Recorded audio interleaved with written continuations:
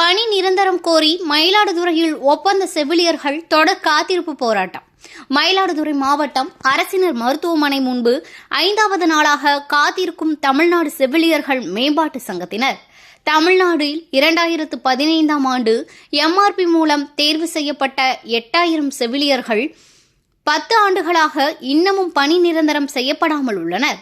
அவர்களை சட்டப்பேரவை தேர்தலுக்கு முன்பாக பணி நிரந்தரம் செய்வதாக அரசு அறிவித்திருந்த நிலையில் பணி நிரந்தரம் செய்யப்படாததால் ஒப்பந்த செவிலியர்கள் சென்னையிலும் மாநிலம் முழுவதும் மாவட்ட தலைமை மருத்துவமனை முன்பு காத்திருப்பு போராட்டத்தில் ஈடுபட்டுள்ளனர். மயிலாடுதுறை மாவட்டத்தில் சுமார் 200 ஒப்பந்த செவிலியர்கள் உள்ள நிலையில் சென்னையில் நடைபெறும் போராட்டத்தில் பங்கேற்றுள்ள செவிலியர்களை தவிர்த்த மற்ற ஒப்பந்த செவிலியர்கள் 15 பேர் மட்டும் இன்று மயிலாடுதுறை மாவட்ட தலைமை மருத்துவமனை முன்பு தமிழ்நாடு செவிலியர்கள் மேம்பாட்டு சங்கத்தின் சார்பில் 5வது நாளாக தொடர் காத்திருப்பு போராட்டத்தில் ஈடுபட்டுள்ளனர்.